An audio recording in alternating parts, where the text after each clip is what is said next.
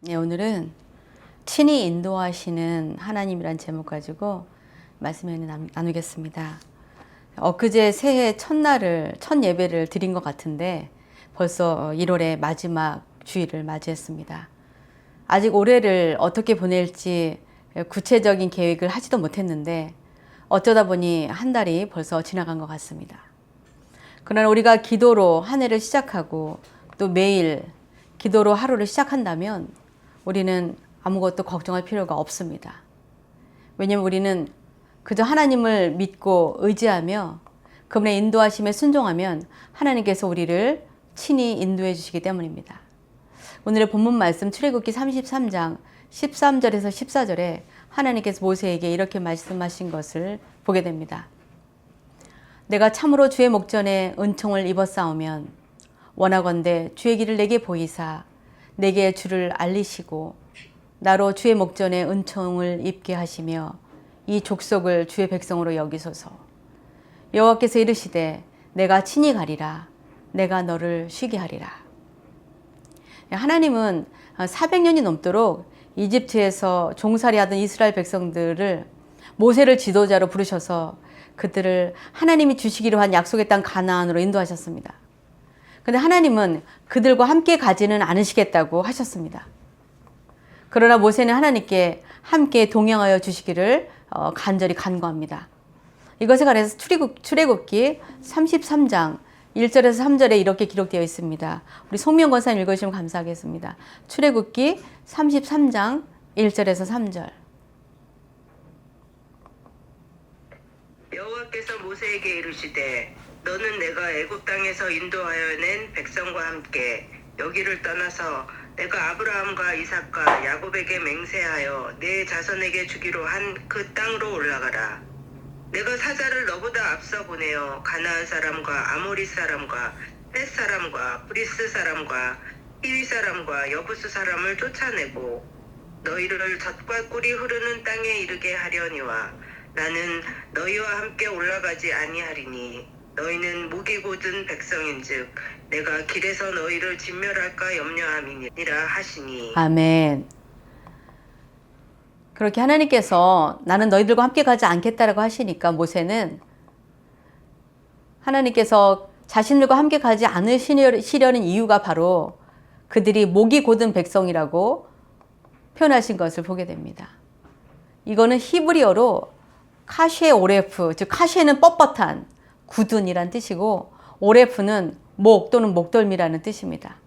이건 농사에서 쓰는 그들의 히브리 사람들의 관용구로서 짐을 끄는 짐승이 굴레를 거부하듯 뻣뻣이 목을 세우고 거부하는 모습을 비유하여 말할 때 쓰는 표현입니다. 왜냐하면 바로 이전에 모세가 십계명을 받기 전에 40일을 시내산 위로 올라가서 내려오지 않자 백성들은 두려워했습니다. 모세가 산 위에서 죽었나 보다.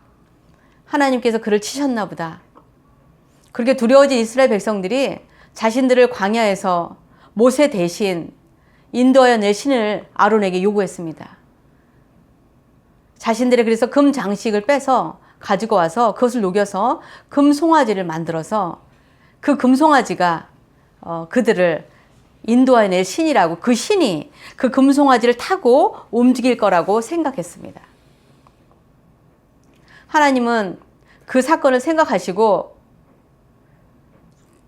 불순종과 하나님을 신뢰하지 못하는 그들을 진멸하실 수 있기 때문에 그들과 함께 가지 않으신다고 하신 것입니다. 출애굽기 32장 1절에서 4절은 우리에게 또 이렇게 알려주고 있습니다. 박정기 집사님 한 번 더 읽어주시기 바랍니다. 출애굽기 32장 1절에서 4절.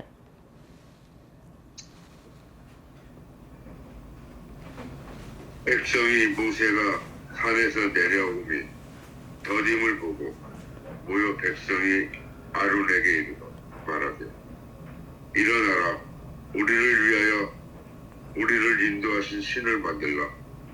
이 모세 곧 우리를 애굽 땅에서 인도하여 낸 사람은 어찌 되었는지 알지 못함이니라. 아론이 그들에게 이르되 너희의 아내와 자녀의 귀에서 금고리를 빼어 내게로 가져오라. 모든 백성이 그 귀에서 금꼬리를 빼어 아론에게로 가져가매 아론이 그들의 손에서 금꼬리를 받아 부어서 조각칼로 새겨 송아지 형상을 만드니 그들이 말하되 이스라엘아 이는 너희를 애국 땅에서 인도하여 낸 너희의 신이로라 하는지라. 아멘. 이들이 하나님께서 자신들과 함께 가지 않으시겠다고 하는 말씀을 듣고 그들이 겸비하며 자신들을 돌아보고 회개하는 모습을 보신 하나님께서 출애굽기 33장 4절에서 6절에 이렇게 말씀하셨습니다. 백성이 이 준엄한 말씀을 듣고 슬퍼하여 한 사람도 자기의 몸을 단장하지 아니하니 여호와께서 모세에게 이르시기를 이스라엘 자손에게 이르라 너희는 목이 곧은 백성인즉 내가 한순간이라도 너희 가운데에 이르면 너희를 진멸하리니 너희는 장식물을 떼어내라 그리하면 내가 너희에게 어떻게 할 것인지 정하겠노라 하셨습니다. 이스라엘 자손이 호렙산에서부터 그들의 장신구를 떼어내니라. 그들이 장신구를 떼어냈다는 것은 금송아지를 만드는 데 사용된 귀걸이 등의 장신구 자체가 그들이 섬기던 우상의 도구였기 때문에 그 죄의 근원이 되는 것을 제거하는 것을 의미합니다.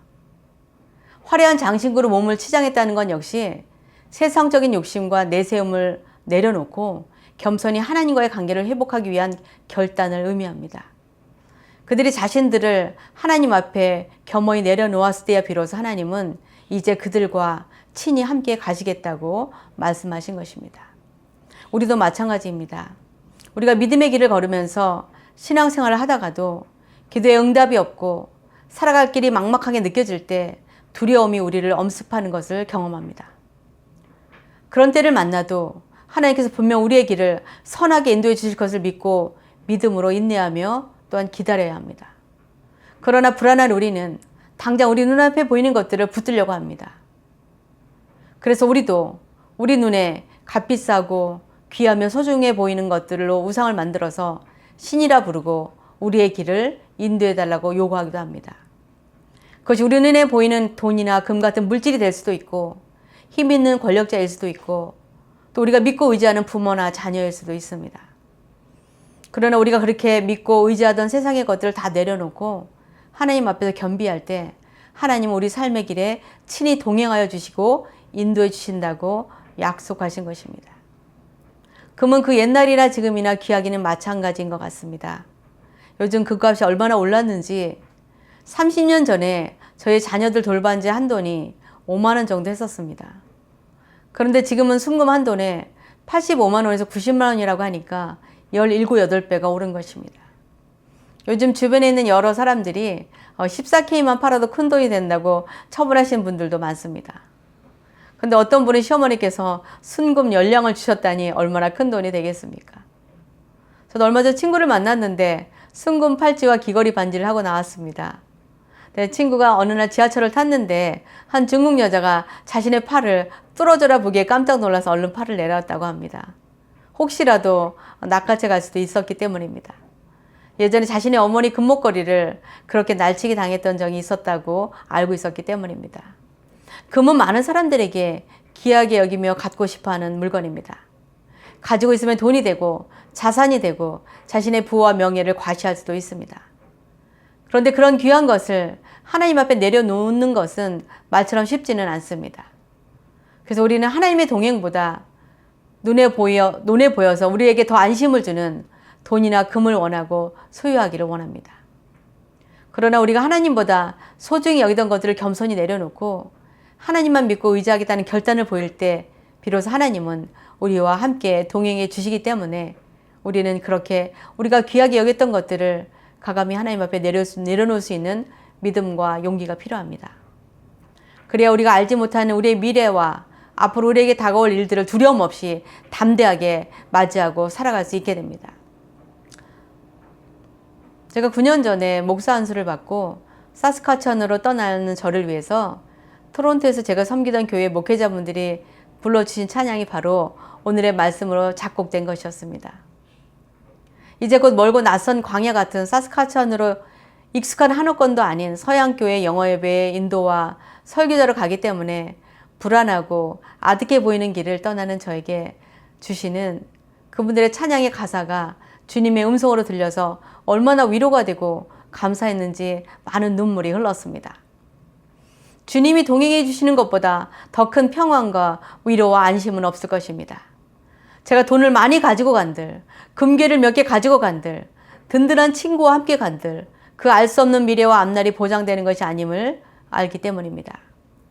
저도 언제나 앞으로 어떤 일을 만날지도 모르고 무슨 일이 있을지 아무것도 모르기 때문에 모든 것을 하나님께 기도로 맡기고 하루 한 끼라도 금식하며 하나님의 인도하심과 동행을 간구하며 기도하는 법을 배웠습니다. 그런데 놀랍게도 그렇게 모든 것을 주님께 맡기고 떠나면 하나님께서 모든 일정을 친히 주관하여 주시고 매일매일의 삶을 하나님의 뜻 가운데로 인도해 주신다는 것을 보게 되었습니다. 그 은혜가 얼마나 놀라웠고 감사한지 모릅니다. 이번 한국 방문도 마찬가지였습니다. 저는 하나님께서 한국을 빨리 준비해 가라고 하시는 사인을 받았을 때 선뜻 순종하기가 어려웠습니다. 벌써 5월에도 다녀갔는데 또 가라 하시는 것이 이상했고 또 그렇게 다녀오려 하면 여러 가지 경제적 여유가 있어야 하는데 저희들의 현실은 전혀 그렇지 않았기 때문입니다. 그러나 그 전에도 그랬고 만약 저희 한국 방문이 하나님의 뜻이 분명한지 다시 기도한 후에 마음의 확신을 주셔서 저의 형편과 처지와 상황을 내려놓고 주님의 말씀에 순종해서 가게 되었습니다. 그런데 다른 때와 다르게 이번에는 2달이라는 긴 시간을 머물게 하신 것이 하나님의 뜻이라고는 믿었지만 왜 그렇게 길게 잡으셨는지 그때는 이해하지 못했습니다. 그런데 주님께서 매일 인도하시는 대로 이곳에 와서 머문 2달 동안 많은 일들을 하게 하셨는데 그중 가장 중요해 보이는 사역을 저희가 떠나오기 이틀 전에 하게 된 것을 보고 깨닫게 되었습니다. 하나님께서 이것을 하게 하시려고 이번 여정을 2달로 잡으셨구나라고 깨닫게 된 것입니다.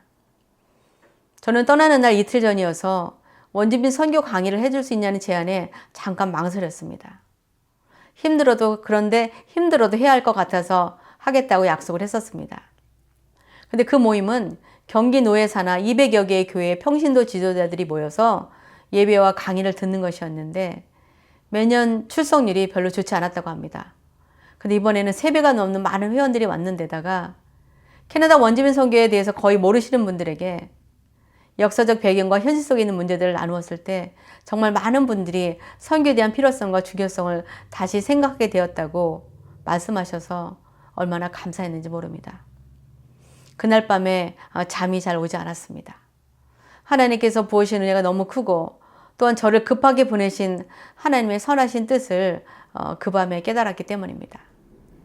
이제 다시 캐나다에서 주님께서 행하실 놀라운 일들을 기대하면서 또 기도하며 주님의 인도하심과 동행하심의 은혜를 구하며 돌아오게 되었습니다. 우리가 아무리 우리의 생각과 뜻대로 계획한다 하더라도 모든 일은 우리의 뜻이 아닌 하나님의 뜻대로 된다는 것을 깨달았기 때문에 우리들의 계획을 내려놓고 하나님의 인도하심을 구하는 것입니다. 잠언 16장 9절이 이렇게 말씀하고 있는 것을 우리는 기억할 것입니다. 사람이 마음으로 자기의 길을 계획할지라도 그의 걸음을 인도하시는 이는 여호와시니라. 또한 이사야 55장 8절에서 9절에도 이렇게 우리에게 말씀하고 있습니다. 이는 내 생각이 너희의 생각과 다르며 내 길은 너희의 길과 다름이니라. 여호와의 말씀이니라. 이는 하늘이 땅보다 높음 같이 내 길은 너희의 길보다 높으며 내 생각은 너희의 생각보다 높음이니라. 우리가 아무리 철저하게 계획하고 준비한다 하더라도 모든 일은 하나님께서 인도하시는 길이 가장 좋고 선한 길이라는 것을 저도 많은 시행착오와 경험을 통해서 배웠습니다. 우리 인생이 우리의 뜻대로만 된다면 누가 실패하겠습니까? 우리들의 자녀들이 우리가 원하는 대로만 자라준다면 우리는 우리의 자녀로 인해서 걱정할 필요가 없을 것입니다. 그러나 자녀를 가진 모든 분들이 입을 모아 이야기합니다. 자녀들을 향한 염려와 걱정이 끝이 없다는 것입니다.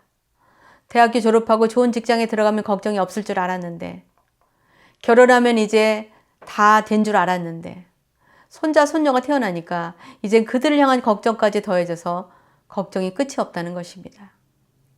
우리가 모든 염려와 걱정과 근심에서 자유로울 수 있는 길은 우리가 우리의 모든 가야 할 길들을 주님께 맡기고 그분의 인도하신 가운데 주님과 동행할 때만 가능합니다. 오늘의 본문 말씀 출애굽기 33장 17절에서 19절에 이렇게 약속해 주신 것을 보게 됩니다. 송명 권사님 읽어주시기 바랍니다. 출애굽기 33장 17절에서 19절.